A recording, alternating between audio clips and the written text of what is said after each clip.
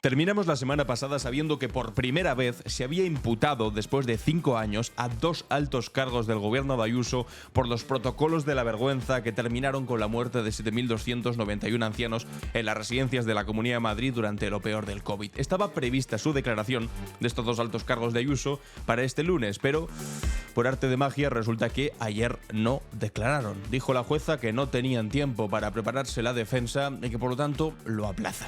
No sé, igual le parece poco tiempo, 5 años desde 2020, que es desde cuando llevan pidiendo justicia. Vamos a ver también, hablando de Isabel Díaz Ayuso, el control político total y autoritario de Telemadrid y también del dinero con el que va regando a sus amiguetes en diferentes pseudomedios para que vayan replicando sus noticias. Vamos a hablar también de la declaración del abogado de su novio, porque resulta que el otro día dijo el novio: ¿os acordáis de aquel correo en el que yo admitía que efectivamente había cometido 2 delitos de fraude fiscal? Bueno, pues ahora digo que eso fue una cosa que envió mi abogado sin que me consultara y sin que yo supiese absolutamente nada. Hoy declara el abogado y evidentemente el abogado pues va a decir: amigos, yo si envío cosas es porque lo aclaro con mi cliente previamente. No soy un agente autónomo, un abogado no es un agente autónomo. Veremos qué es lo que dice y cómo una vez más el señor Alberto Quirón queda completamente desacreditado. Y hablando de gente desacreditada, Carlos Mazón, amigos y amigas, que resulta que acaba de decir que es que se acaba de enterar que hay gente entre las víctimas de las 228 personas muertas durante la Dana que quiere reunirse con él, algunos de sus familiares, alguna de las víctimas, que se ha enterado ahora, 7 meses después, y justamente después de que se fuese a reunir con ellos el presidente del gobierno de España, que parece mentira que se haya reunido antes Pedro Sánchez o Ursula von der Leyen con los ciudadanos valencianos familiares de las víctimas de la Dana antes que el presidente de la Generalitat. Y ahora dicen: no, que ya me he enterado, que quieren reunirse conmigo. Qué buena noticia, de verdad que es alucinante. Vamos a ver también la polémica que se ha desatado a partir de una cosa que es bastante buena, pero que bueno, algunos han visto una parte oscura dentro de la ayuda a las gafas y a la gente que, bueno, pues que como yo necesitamos gafas para menores de 16 años, que acaba de aprobar el gobierno de España de manera universal. Vamos a ver todos estos temas hoy, martes 27 de mayo, en Clave Barroso. Estás escuchando Clave Barroso, un podcast de Alan Barroso. Os tengo que decir que sonaba demasiado bien, ¿no? Sonaba demasiado bien que después de 5 años por fin se moviese algo en lo judicial, que hubiese una jueza que imputase a 2 altos cargos de Ayuso por primera vez y les dijese que tenían una responsabilidad en haber redactado, firmado y aprobado los protocolos de la vergüenza, que en la práctica lo que supusieron es una clara discriminación en función de la edad. Es decir, aquellas personas que eran mayores y que estaban en residencias de mayores no tuvieron el derecho de ser derivadas a la sanidad pública con normalidad. Y va un grado más, porque fueron solamente aquellas que no tenían un seguro privado. Es decir, es una discriminación, primero, por edad y segundo, por nivel de poder adquisitivo o de capacidad de compra de un seguro privado. Es duro, sí. ¿Ha habido un desistimiento por parte de la Administración Pública de investigarlo? También, desde luego. No hay ni una comisión de investigación sobre esto en la Asamblea de Madrid. Y en la justicia, bueno, pues ya sabéis que siempre van con un poco arrastrando los pies, pero sin embargo había aparecido este pequeño halo de luz, esta chispa que iluminó la oscuridad, en la que de repente dijimos: ostras, que igual las cosas empiezan a moverse y Ayuso va a tener que acabar pagando por lo que hicieron con los protocolos de la vergüenza. Bueno, pues siento ser un aguafiestas, pero resulta que la jueza ha suspendido la declaración de estos altos cargos de Ayuso imputados por las muertes de las residencias. La magistrada ha estimado la petición de retrasar las comparecencias de Carlos Mur y otros imputados, que alegan que no han tenido acceso a las actuaciones y no pueden defenderse, mientras los abogados de las víctimas denuncian una estrategia dilatoria. Una estrategia dilatoria, que es lo que llevan utilizando los últimos años, esperando, y puede que lo consigan, que esto acabe caducando, que acabe prescribiendo y que, bueno, al cabo de un tiempo digan: efectivamente, se cometió un delito, pero como ha pasado ya demasiado tiempo no se puede juzgar. No os extrañen ni lo más mínimo que acabe ocurriendo algo de este estilo. Bueno, sí es verdad que tenían razón al final los familiares, pero claro, ha pasado tanto tiempo, ya sabéis cómo son los periodos de la justicia. Pero qué basura de argumento es ese. Pero qué dolor se supone que va a enmascarar el decirle a alguien: bueno, sí tenía razón, pero ya no se puede juzgar a los responsables porque ha pasado demasiado tiempo. Esa es la maniobra, esa es la estrategia que están intentando estos amigos de Ayuso, estos altos cargos que estuvieron al frente de esa barbaridad que se conoce como los protocolos de la vergüenza, para que no acaben siendo condenados ni acaben, pues no sé, aunque sea contando la verdad, teniendo que aceptar su responsabilidad. Porque durante cuánto tiempo estuvieron diciendo, no, esto no es cosa de Ayuso, esto es cosa del gobierno de España y concretamente de Pablo Iglesias. Bueno, pues ahora resulta que es Ayuso la que sale a decir que se iban a morir igual, que es Ayuso la que sale a decir que todo esto es una maniobra terrible, política para ir contra ella.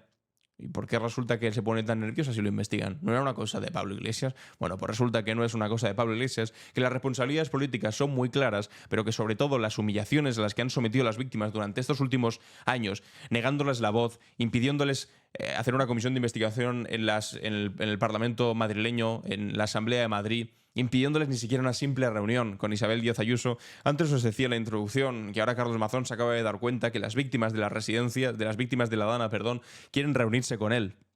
Quieren que dé la cara. Bueno, pues imaginad, si 228 duelen, ¿cómo duelen 7.291? Porque el trato con las víctimas ha sido exactamente el mismo, que ha sido el trato sistemático que ha dado el Partido Popular a las víctimas, Durante el 11M, riéndose de ellas, planteándoles escenarios conspiranoicos para intentar decir que toda culpa del Partido Socialista y de la izquierda conjugado con ETA. Después con el Yak 42, metiendo a los cuerpos mezclados entre ellos en los mismos ataúdes con restos de animales, mintiendo sobre el estado del avión que llevó a la catástrofe, con el metro de Valencia exactamente lo mismo, con el asunto de Adana exactamente lo mismo y con el asunto de la residencia siempre igual. Es la forma de encarar los problemas por parte del Partido Popular, que es humillando a quienes ya han sufrido bastante. Dicen, ¿habéis sufrido bastante? Bueno, pues ahora vais a sufrir un poquito más. Me gustaría que escuchemos ahora aquí a Emilio Delgado, que es diputado de Más Madrid, hablando precisamente sobre esta forma de hacer política que tiene la Comunidad de Madrid, concretamente Isabel Díaz Ayuso. Dice que ha puesto Telemadrid, a la televisión pública de todos los madrileños, a disposición del régimen genocida de Israel. Y además, una televisión que se ha utilizado básicamente para hacer propaganda de sus ideas y que después al mismo tiempo digan, no, es que Broncano, no, es que Silvio Echarrondo. Simplemente atended durante 10 minutos a cualquier publicación de Telemadrid y vais a alucinar. Eso es como se ve una televisión controlada políticamente, en la que, por cierto, incluso se llega a emitir la boda de Martínez Almeida, amigos y amigas. Atención. Bueno, contexto. Esta persona que está aquí sentada es Antonio Naranjo, que tiene un programa en la televisión pública de Telemadrid, en la que la han puesto, bueno, pues no precisamente por sus opiniones enfrentadas a Isabel Díaz Ayuso, ¿no? Isabel Díaz Ayuso llegó al poder diciendo que Telemadrid estaba contra ella y empezó un asalto a Telemadrid que le costó el puesto al director general, al director de informativos, al director de Onda Madrid. Luego cambió el reglamento de la mano de Vox para tener mayoría en el Consejo de Administración y a partir de ahí han pasado tres cosas. Una, que la pluralidad ha desaparecido de Telemadrid, lo siento mucho, Antonio. O sea, en Telemadrid se escuchan opiniones de derecha, muy de derecha y de extrema derecha. Pues será porque no queréis venir. Dos, que las audiencias se han desplomado.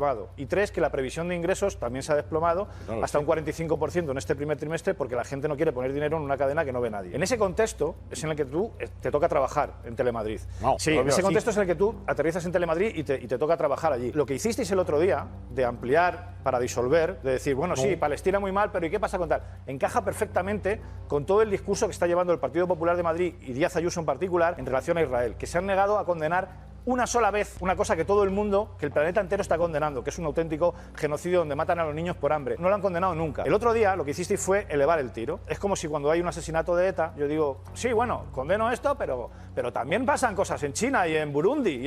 Oiga, mire, no. Aquí se estaba hablando de la participación de Israel en ese festival y todo el mundo estaba presionando para a su vez presionar a Israel para que deje de matar niños. Entonces no me venga usted con las cosas que están pasando en el Congo o en Asia, porque de lo que estamos hablando es de Israel. La progresía europea ha decidido disfrazar su antisemitismo de una causa humanitaria. Ya está bien, Antonio, de llamar antisemita a cualquiera que plantee la defensa de los derechos humanos. Está la Corte Penal Internacional, la Corte Internacional de Justicia persiguiendo a los máximos responsables de Israel, entre ellos a Netanyahu. No sé si ellos serán también antisemitas. ¿Y ¿sabes lo que pasa? Que la gente que venimos de una tradición democrática, antifascista, podemos defender hoy a la población palestina y criticar las matanzas que está haciendo Israel con mucha legitimidad, porque en el siglo XX estábamos criticando las matanzas que se les hacían a los judíos con la misma claridad y con la misma contundencia. Hay otra herencia política, otra tradición política en nuestro país, que en el siglo XX estaba justificando y mirando para otro lado cuando asesinaban a los judíos y que en el siglo XXI mira para otro lado cuando asesinan a los palestinos. Cada uno cuelga con una mochila ideológica, lo que yo no sé es dónde la dejarán algunos cuando llegan a casa con semejante cantidad de mugre. Es brutal la intervención de de Emilio Delgado, en dos aspectos distintos. Para empezar, refiriéndose a lo que ha ocurrido en Telemadrid, que es evidente, es explícito, es notorio, la decadencia de una televisión que debería representar a todos y que, sin embargo, mientras critican a Broncano y a Silvia Charrondo, se ha convertido en lo que se ha convertido, en una cámara de eco para simplemente aupar los designios de Isabel Díaz Ayuso y la tratan como si fuese la auténtica emperadora de Madrizuela del Norte, porque esto sí que es algo más parecido a Corea del Norte que cualquier otro régimen democrático. Y en segundo lugar, el asunto este de Israel.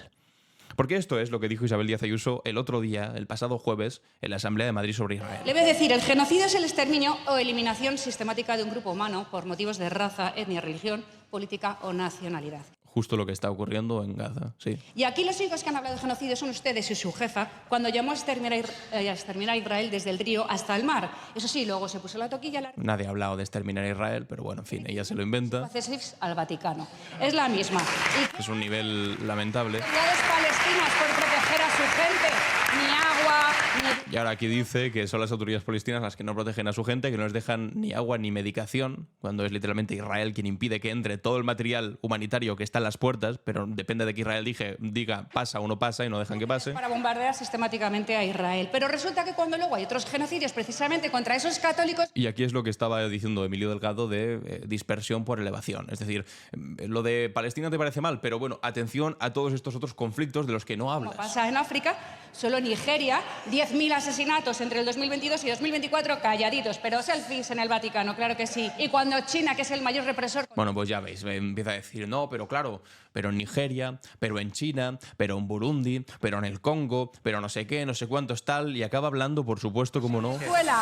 de Venezuela. Es que lo que me faltaba por ver, utilizar a Venezuela para no criticar lo que está haciendo Israel en la Franja de Gaza. Para empezar, ¿qué chorrada es esta de solamente poder criticar una cosa en cada momento? Yo entiendo que si tienes una cantidad de neuronas bastante escasas, igual chocan entre ellas y es imposible decir que te parecen mal diferentes cosas al mismo tiempo. A mí, pues bueno, te sorprenderá, pero se me ha dado la capacidad tan clarividente como a la mayor parte de españoles y de personas en el mundo de tener una brújula moral lo suficientemente acertada y poco podrida como para poder decidir que una cosa te parece mal al mismo tiempo que te parece otra cosa mal. Te puede parecer mal asesinatos de católicos en Nigeria al mismo tiempo que te puede parecer mal que bombardeen a niños pequeños en Gaza. Pero la cosa esta de decir, bueno, sí, y citar las 200 otras desgracias que pueda haber en el mundo simultáneamente, lo único que sirven es para eso, es para no condenar la primera. Y es exactamente lo que estaba diciendo Emilio Delgado. ¿Cómo se pondrían si cuando hubiese un asesinato de ETA tú dijeses, bueno, sí, lo condeno, pero es que vosotros tampoco habéis dicho nada de lo que ocurre aquí, de lo que ocurre allá, de lo que ocurre tal, lo que ocurre en China, lo que ocurre en el Congo? ¿Tú crees que hace falta condenarlo todo en el mundo para condenar una cosa concreta? Eso es de una posición miserable de aquel que no se atreve a condenar lo evidente y lo que todo el mundo, y sobre todo los derechos humanos, están condenando, que es el asesinato de niños, de civiles, bombardeos de campos de refugiados, de hospitales, de colegios. Pero tenemos en este país la derecha más miserable del mundo, instalada en esa defensa a ultranza de Israel, bueno, pues que se ve además representada por este señor de aquí. Israel fue agredido por una organización terrorista.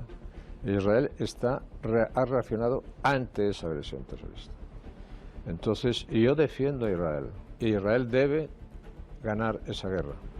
Bueno, pues ya escucháis. Defiendo a Israel. Israel debe ganar esa guerra. Como si hubiese una guerra y no un proceso de exterminio contra una población civil. Bombardear un hospital, bombardear un campo de refugiados, una ambulancia, un colegio, no es ganar una guerra. Es arrasar una franja de Gaza que ya ha quedado completamente reducida a cenizas y decir que estás combatiendo una guerra. De hecho, hay un dato demoledor, que es que ahora Israel ha vuelto a decir que cree que Hamás tiene 40.000 combatientes en Gaza. Claro, con la pequeña cosa extra de que es exactamente el mismo número que decía Israel que tenía Hamás antes de los ataques del 7 de octubre. Es decir, después de 2 años de ataques sistemáticos, de bombardeos terroríficos, resulta que siguen teniendo exactamente los mismos combatientes. No. Lo que pasa es que simplemente la excusa que está utilizando Netanyahu para limpiar por completo la franja de Gaza, cargarse a toda la población que vive ahí, diciendo que, claro, que si bombardeo un hospital es porque hay dentro un terrorista, que si bombardeo una escuela es porque dentro hay un terrorista.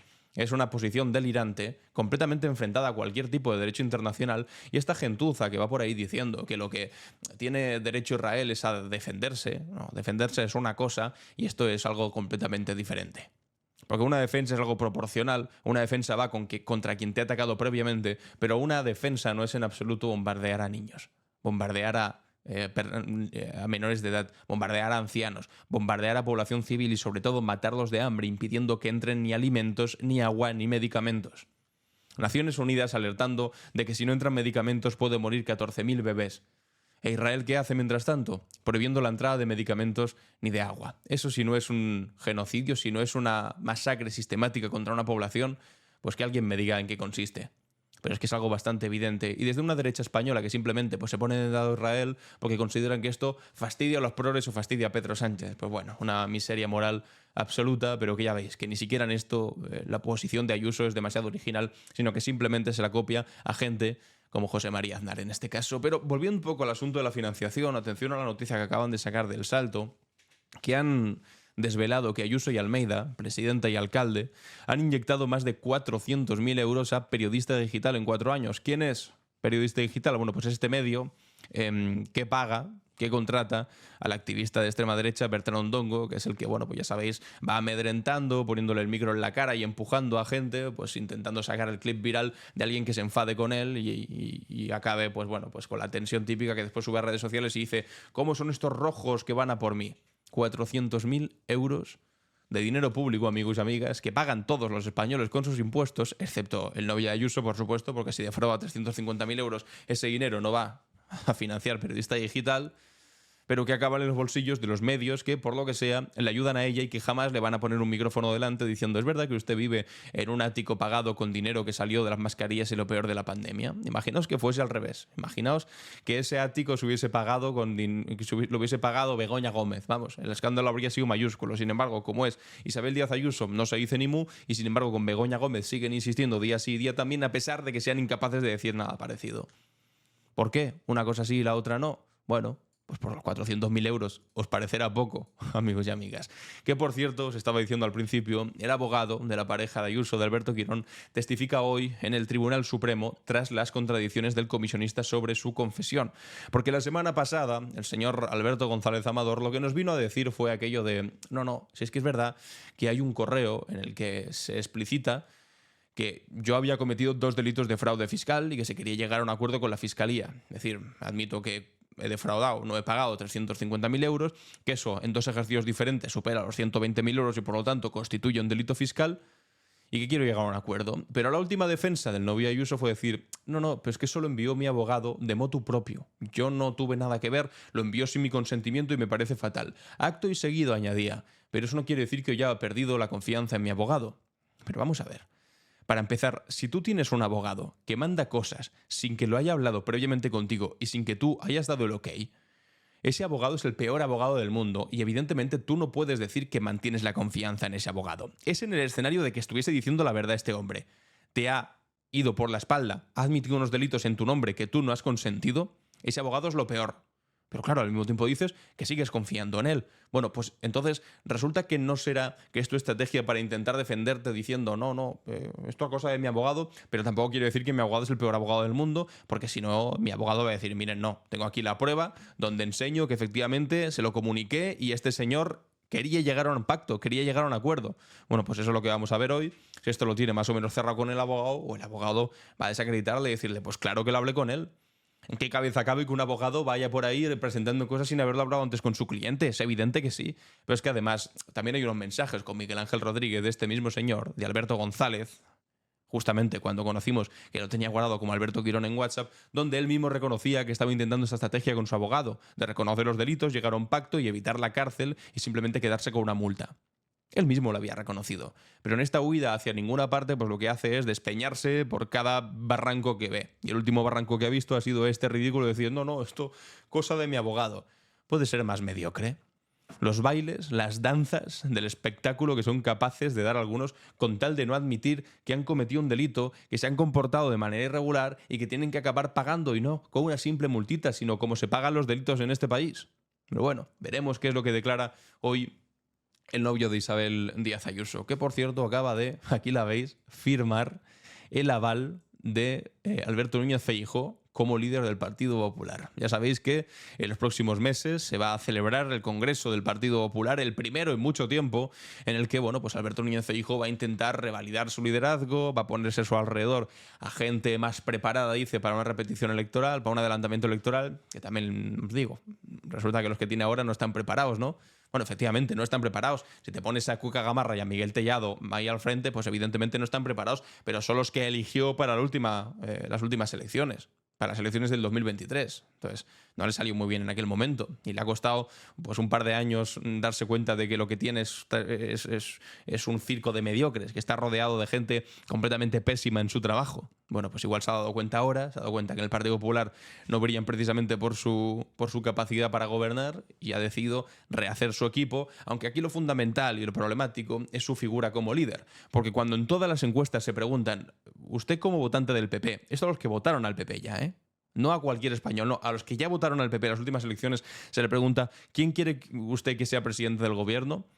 Simplemente en un 40% responden que Alberto Núñez Feijóo, gente que votado al PP. Gente que tendría que ver a Feijóo como alternativa. Bueno, pues ni siquiera la mitad de los votantes del PP quieren a Feijóo como líder.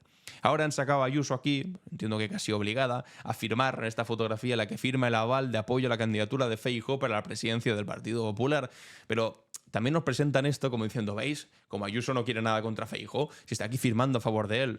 Que no nos traten de tontos, que no somos ingenuos y conocemos cómo es la política y concretamente la vida interna del Partido Popular. Y recordamos perfectamente también que el señor Pablo Casado, 2 días antes de ser tirado al basurero de la historia, a la papelera de la historia, estaba haciéndose fotos con Isabel Díaz Ayuso y Ayuso estaba en una charla diciendo Pablo Casado es mi presidente, voy con él a donde sea, bla, bla, bla. 2 días antes. ¿Y qué hizo 2 días después? Rodear Génova con sus militantes, pedir la dimisión de Pablo Casado y de facto cargárselo. Se lo cargó. O sea que todos estos paripés que nos montan para decir ¿no veis cómo están a tope Ayuso y Feijóo? Sí, y también lo estaban Pablo Casado. Y todos aquellos que decían de fondo, cuidado, porque Pablo Casado y Ayuso están en una guerra abierta. Decían, no, pero esto son habladurías, ¿no lo habéis visto en público? Bueno, pues aquí lo tenéis exactamente lo mismo. No, habladurías, ¿no veis cómo les apoya? Que no. Que no seamos ingenuos, de verdad. Es que nos hacen una foto y algunos ya se creen que se han reconciliado. Por Dios. Por Dios, las cosas son bastante más jodidas en la vida interna del Partido Popular que esto. Mazón, lo que nos faltaba. Mazón ahora dice que se enteró el viernes, el viernes pasado, quiero decir, 7 meses después de la Dana, de que las víctimas querían reunirse con él. El presidente valenciano asegura que los damnificados por las inundaciones del pasado 29 de octubre siempre han podido estar en la comisión de investigación. Ni hay veto ni habrá. Aquí hay 2 cosas. La primera de todas es, ¿cómo puede ser tan sinvergüenza? ¿Cómo puede ser tan asqueroso? Me refiero, para justo después de que se haya reunido con las víctimas, Ursula von der Leyen, que han ido antes a Bruselas que al Palau de la Generalitat en Valencia, para reunirse con un responsable político del Partido Popular, primero en Bruselas que en Valencia, y en segundo lugar, después de que también haya tenido que ir el presidente del gobierno a reunirse con las víctimas, ahora dices tú, 7 meses después, bueno, que si se quieren reunir conmigo, que se pueden reunir, que no sabía que querían reunirse conmigo. Por favor. ¿Pero tú crees que depende de que primero haya tenido que salir la del PP europeo, que haya tenido que salir el presidente de España y después dices, que igual también querían reunirse conmigo, ¿no? ¿Cómo se puede ser tan miserable teniendo en cuenta, y esto es la segunda cosa, que además, ahora que se acaba de constituir la comisión de investigación sobre lo ocurrido en la Dana en las Cortes Valencianas, a que no sabéis a quién no han llamado en la comisión de investigación? No han llamado a las víctimas, amigos y amigas. No han llamado a las víctimas. Tampoco han llamado a Mazón, solamente han llamado a 2 consejeros del gobierno de Mazón, eso sí, 4 ministros del gobierno de España y a Pedro Sánchez también lo han llamado a la comisión de investigación de la Dana. Pero a las víctimas de la Dana las dejan fuera. ¿Por qué? Porque como hable alguien de esas personas, de los que lo sufrieron, de los que fueron abandonados, de los que llamaban al 112, que es responsabilidad autonómica, además en conjunción con lo que está investigando la jueza de Catarrocha, que dice claramente que la responsabilidad de lanzar la alerta cuando se tenía que lanzar era autonómica y que no se lanzó, como vaya esa gente y lo explique, van a quedar fatal. Y ahora, pues Mazón, que es un cadáver político, que anda no se sabe demasiado bien por qué, porque Feijóo le habrá hecho vudú para que pueda andar, aunque esté más muerto que vivo, pues va por ahí andando como un muerto en vida, diciendo paridas como estas que lo único que hacen es aumentar el dolor. Realmente, las víctimas no quieren ver a Mazón. De hecho, lo desprecian. Quieren verlo en todo caso para gritarle a la cara que es un mentiroso, que es un irresponsable, que estaba en el ventorro, que las está humillando, para decir esto a la cara y la conclusión básica que es que dimita.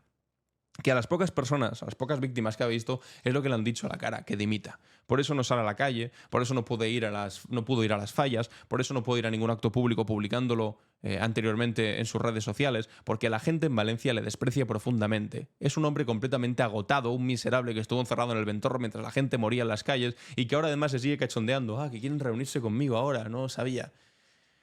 7 meses después, amigos y amigas, que esto me recuerda realmente a lo que estábamos viendo ahora al principio, de esos pobres altos cargos de Ayuso que decía, no, claro, es que yo necesito algo más de tiempo para prepararme. Si llevas 5 años pudiéndote preparar para defenderte de las acusaciones de los protocolos de la vergüenza. Otra cosa es que no puedas defenderte, porque aquello se aprobó y es público notorio, y por desgracia implicó 7.291 muertes.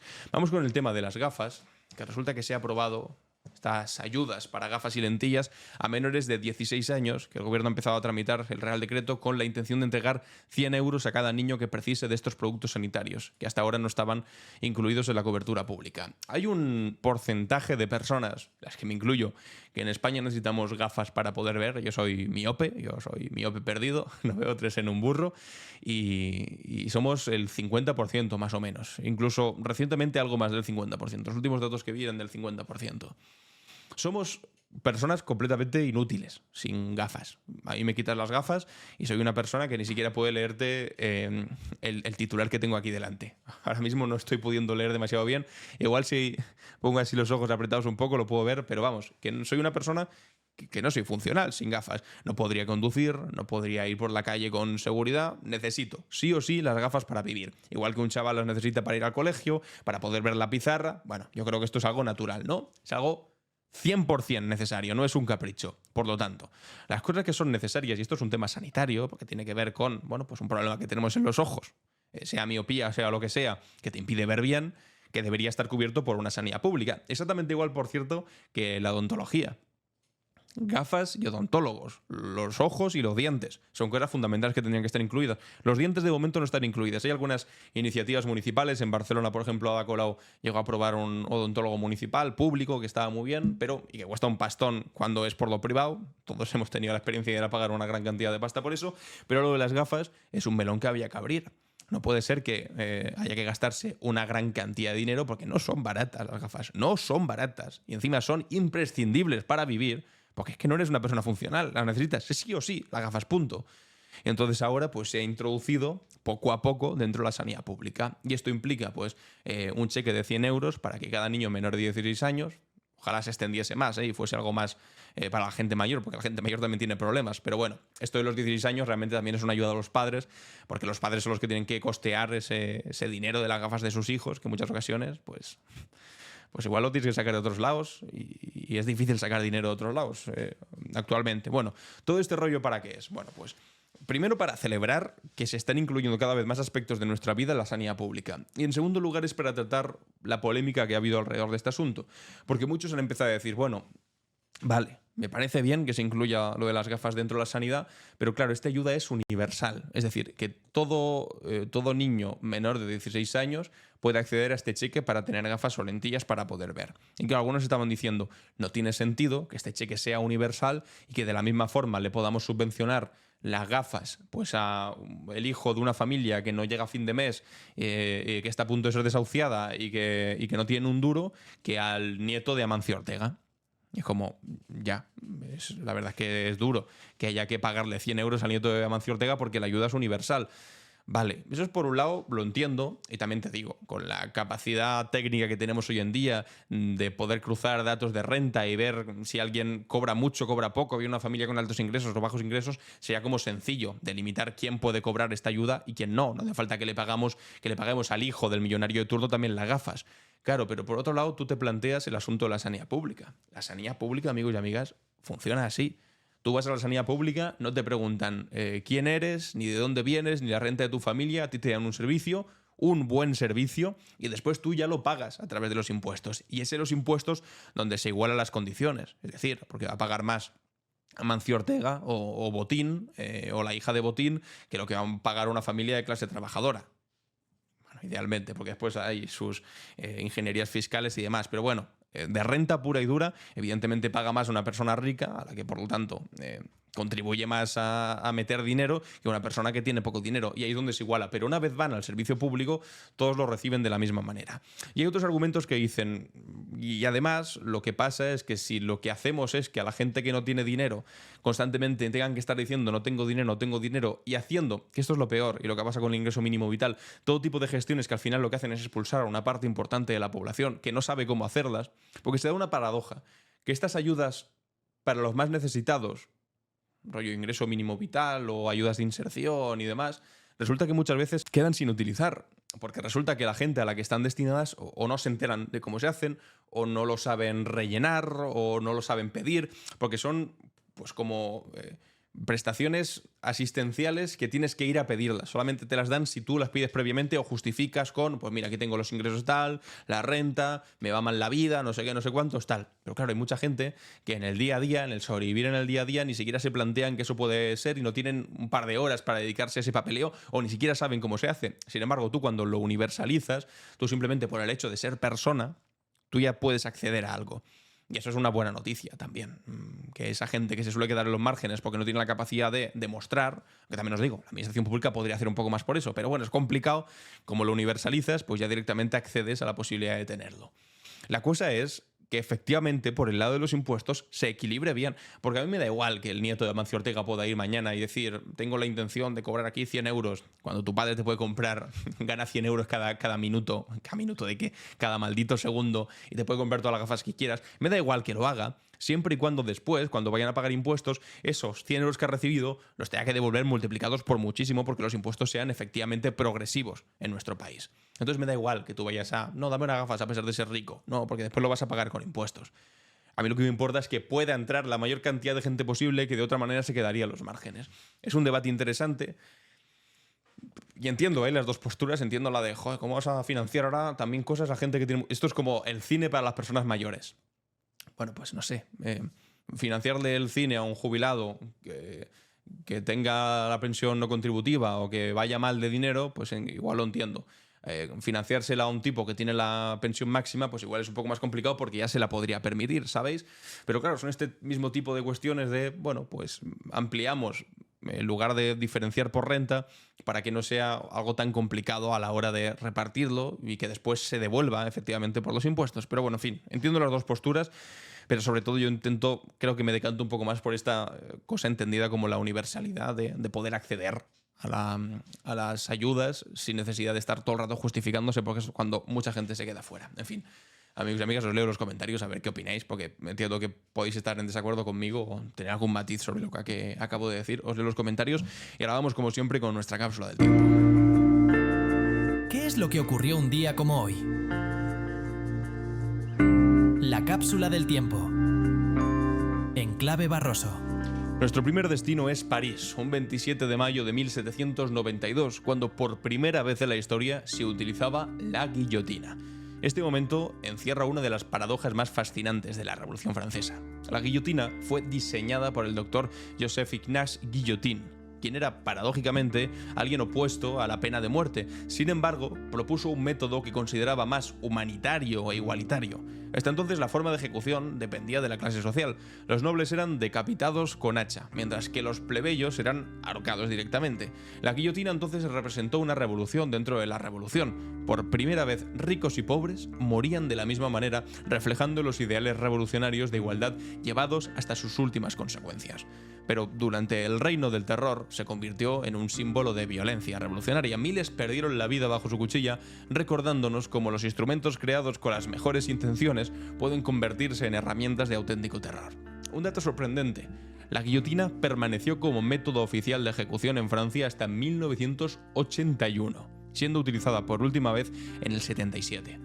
Saltemos ahora a otro 27 de mayo, un 27 de mayo de 1895, cuando en Londres Oscar Wilde, el famoso escritor, era condenado a 2 años de trabajos forzados por indecencia grave con otros hombres. El juicio de Wilde representa uno de los episodios más vergonzosos de la hipocresía victoriana. Wilde, que era el brillante autor del retrato de Dorian Gray, entre muchísimos otros, era una celebridad londinense hasta que su sexualidad lo convirtió en un paria. El proceso comenzó cuando el marqués de Queensberry acusó públicamente al escritor de sodomía. Wilde, en un error fatal, decidió demandar por difamación, pero acabó siendo él quien terminó en el banquillo. La condena no fue solo el castigo a un individuo, sino un mensaje del establishment victoriano de la época sobre los límites de la tolerancia social. La homosexualidad masculina había sido criminalizada en 1885 mediante la enmienda del chantajista, facilitando el chantaje a hombres homosexuales. La cárcel destruyó la salud de Wilde, quien murió en el exilio parisino en el 1900 a los 46 años. En el caso Wilde se convirtió en el símbolo de la persecución de la diversidad sexual, pero también de resistencia cultural contra la moral burguesa opresiva. Su rehabilitación póstuma ha sido el indicador del progreso en derechos sexuales. En el 2017, por ejemplo, el gobierno británico aprobó la ley Turing, otorgando perdón póstumo a miles de hombres condenados por homosexualidad, incluyendo retroactivamente a Oscar Wilde. Y finalmente, el 27 de mayo de 1923, nacía Henry Kissinger, quien se convertiría en una de las figuras más controvertidas de la política internacional del siglo XX. Hijo de judíos alemanes que huyeron del nazismo, desarrolló una visión basada en el realismo político donde el equilibrio de poder importaba más que los principios morales. Como secretario de Estado bajo Nixon y Ford, Kissinger fue artífice de políticas que representaron algunos de los episodios más oscuros de la diplomacia estadounidense. En Vietnam, por ejemplo, supervisó bombardeos secretos sobre Camboya y Laos que arrojaron más explosivos que todos los lanzados por Estados Unidos en el Pacífico durante la Segunda Guerra Mundial, matando entre 150.000 y 500.000 civiles camboyanos. En América Latina, apoyó sistemáticamente dictaduras militares en nombre de la lucha anticomunista. Su papel en el golpe, por ejemplo, contra Salvador Allende en Chile, está ampliamente documentado. No veo por qué tenemos que quedarnos de brazos cruzados y ver cómo un país se vuelve comunista debido a la responsabilidad de su propio pueblo, declaró sobre Chile, una frase que resume su desprecio por la soberanía popular.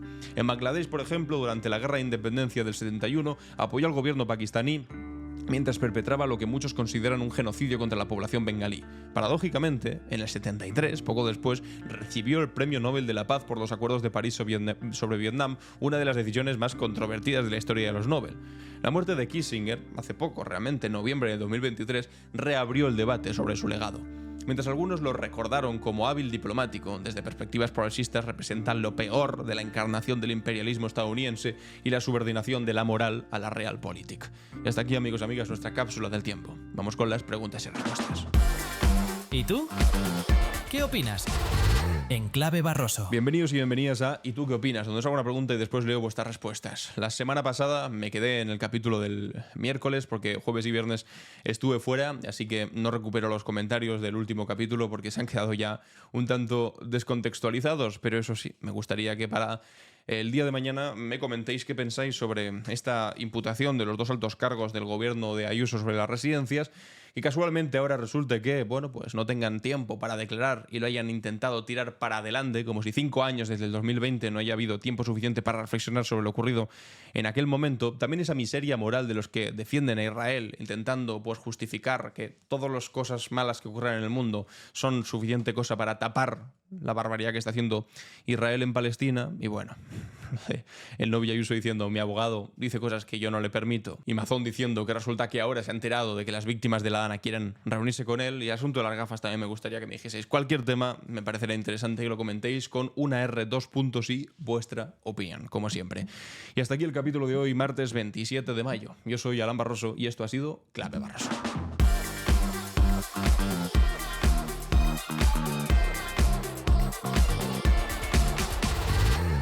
En Clave Barroso.